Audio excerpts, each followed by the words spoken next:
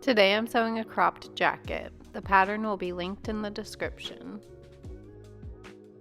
For the pattern, we have the back piece with the bottom edge finished off with a serger, the front pieces with the front edge and bottom edge finished off, and interfacing on the back along the button placket. 4 pocket pieces, 2 with interfacing.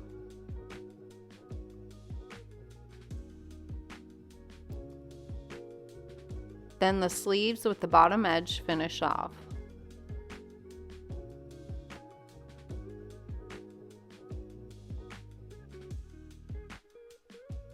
The undercollar, and then the top collar with interfacing on the back. If your fabric frays, you can also finish off this cutout area here. Starting with the pockets, 1 with interfacing and 1 without interfacing. Those will go right sides together and be sewn along the side edges and the bottom edges. The fabric I'm sewing with is a faux suede, so I'll be using a leather needle for this project. With the pockets, the side edges and bottom edges will be sewn together, leaving the top edge open so it can be flipped to the front later. Using a straight stitch and a 3/8 seam allowance, I'm sewing the pocket pieces together.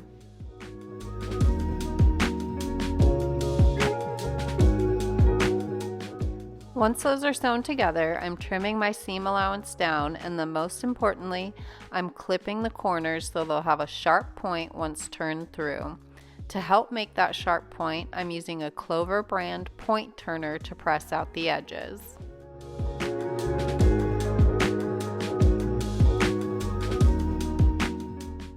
I'm rolling the seam allowance between my fingers to help the 2 pocket pieces lay flat along the sewn seam.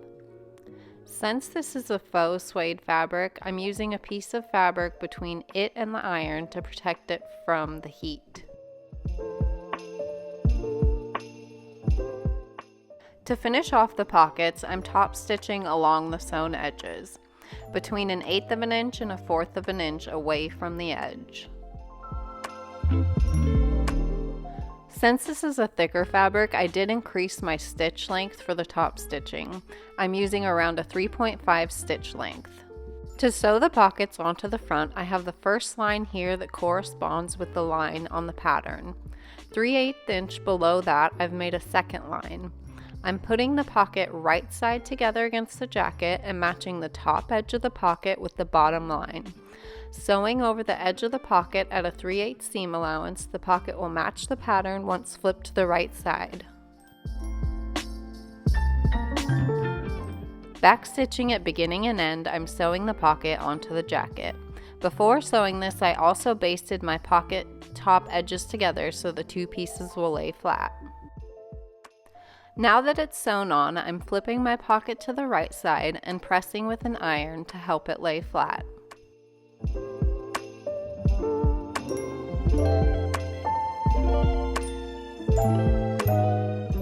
After the pocket has been pressed, I'm finishing it off by top stitching along the top edge of the pocket, using a straight stitch and back stitching at beginning and end. To get an even top stitch, I'm using the inside of the right side of my presser foot for a guide. For the last step of the pockets, I've sewn on my 2 buttons off camera. Next, for the collar, we have the top collar and the under collar. Working with the top collar that has the interfacing on the back, I'm pressing the curved edge with the 3 notches up at a 3/8 of an inch, using a seam gauge ruler to help me press the seam to the right size.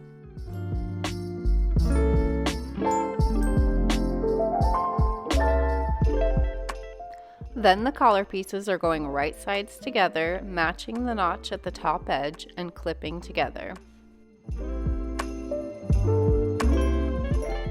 On the bottom edge, the under collar will overhang the folded edge of the top collar 3/8 of an inch. This is a seam allowance for the under collar to be sewn onto the neckline later. The collar will be sewn along the side edges and the bottom edge.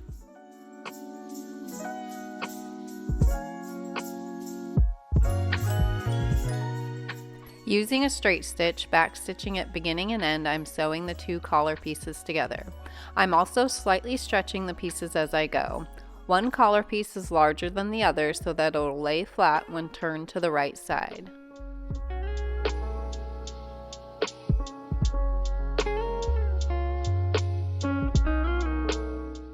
I'm clipping the corners and the seam allowance, and then I'm clipping the corners a little more so I can press out the edges with the point turner.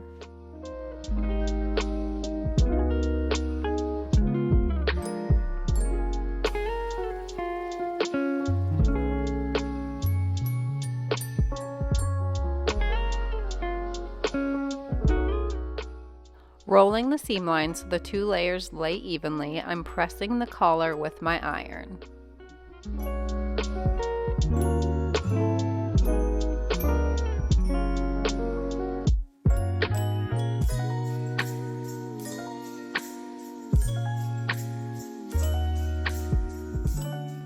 Back to the front of the jacket, working with this cutout edge here, I'm folding along the notch, right sides together, and sewing the bottom edge at a 3/8 of an inch seam allowance.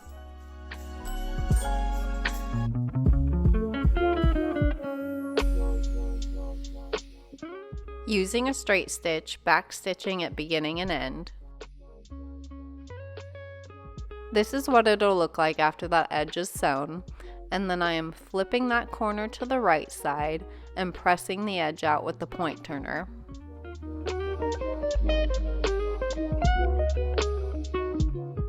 To finish making the button placket, the front edge will be folded to the back side, wrong sides together. There's a notch at the top of the neckline that will help mark the top edge of the button placket. This will then be pressed flat with the iron.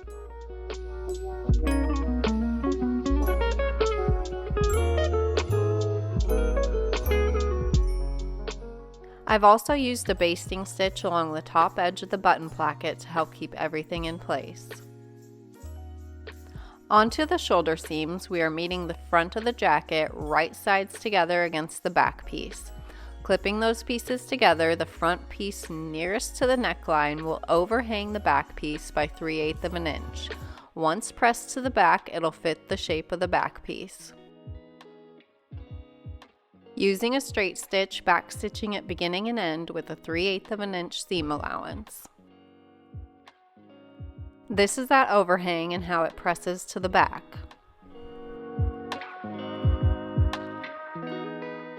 I've finished off the shoulder seams on my serger and now pressing the seams to the back of the jacket. Now that the shoulder seams are finished, we can sew the collar to the jacket. Working with the under collar without the folded edge, I'm clipping that right sides together against the neckline of the jacket, matching the notch on the collar with the middle of the back of the jacket.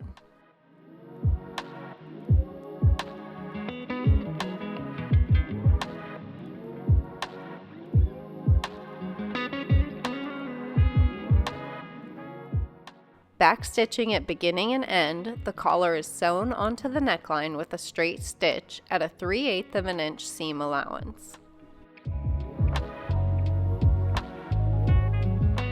Once that seam is done, the collar can be turned to the right side and finished off.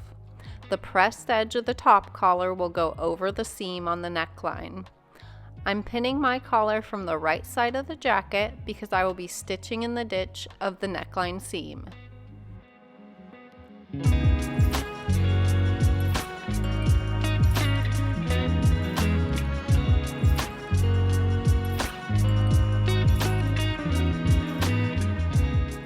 You could pin onto the folded edge and sew here, but for a truly professional finish, I'm working from the main side of the fabric and stitching into the seam where the collar meets the neckline.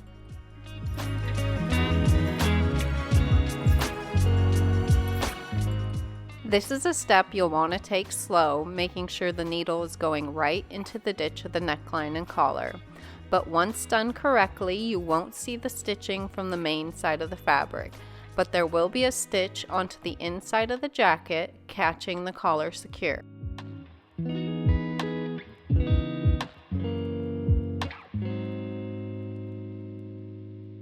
Once that's finished, I've pressed the collar, and working with the inside of the jacket facing up, I'm going to be top stitching along the edges of the main side of the collar. Back stitching at beginning and end to keep the top stitching secure.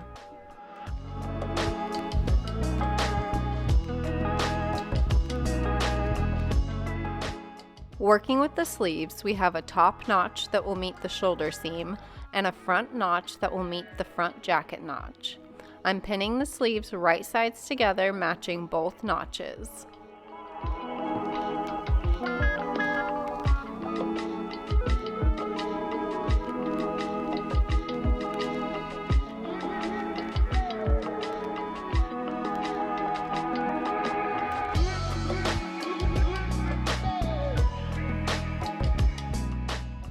Sewing the sleeve onto the jacket with a straight stitch at a 3/8 of an inch seam allowance, back stitching at beginning and end.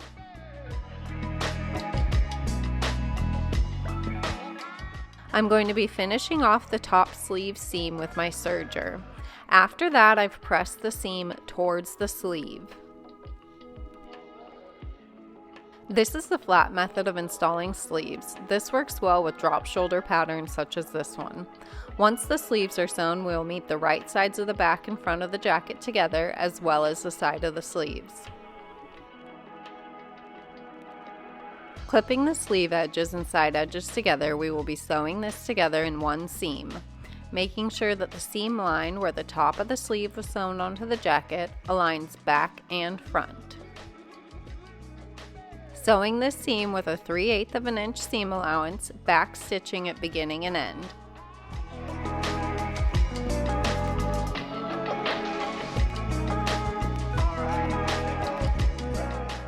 Once that seam is sewn, I'm going to be finishing off the edges with the serger and then pressing the seam towards the back of the jacket.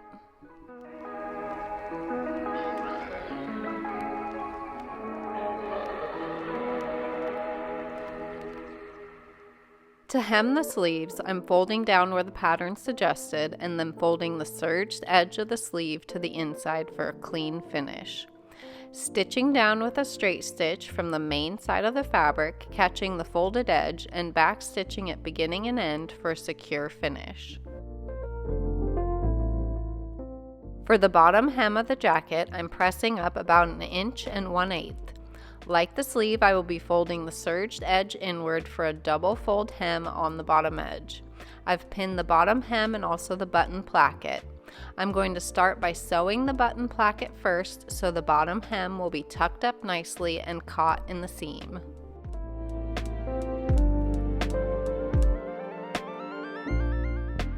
Sewing with a straight stitch, back stitching at beginning and end.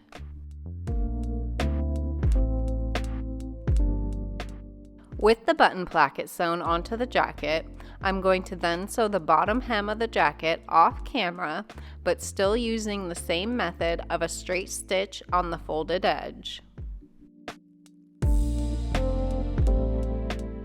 Last thing to do is making the buttonholes and sewing on the buttons.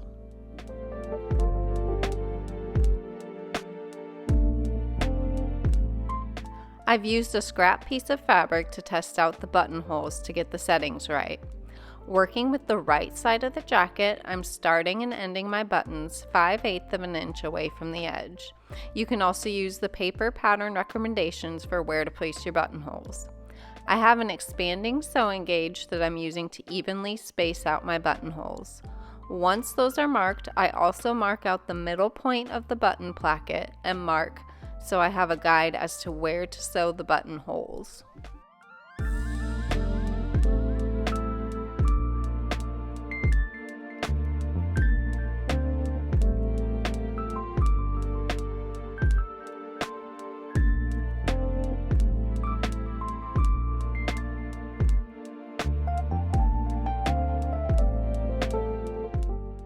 Once the buttonholes are machine stitched on, I've pulled out a cutting board.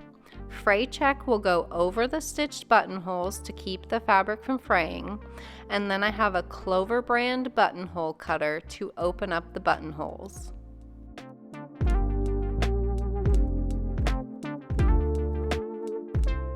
Once the fray check dries on the fabric, I use the Clover brand buttonhole cutter to press down where it will open, being careful not to nick the stitches of the buttonholes. After the buttonholes are opened up, I align the front of the jacket button plackets and use pins and chalk to mark where to sew the buttons. I've sewed the buttons on off camera and now the jacket is finished. I've sewn a size small and linked the pattern and tools used in the description below. This is the second time I've made this jacket, the first time in a plaid wool fabric, and it's a pattern I really enjoy. It's a relatively easy pattern and I would love to make another in corduroy. Thank you so much for watching, and if you like this tutorial and would like to see more like it, don't forget to like this video, leave me a comment, and subscribe.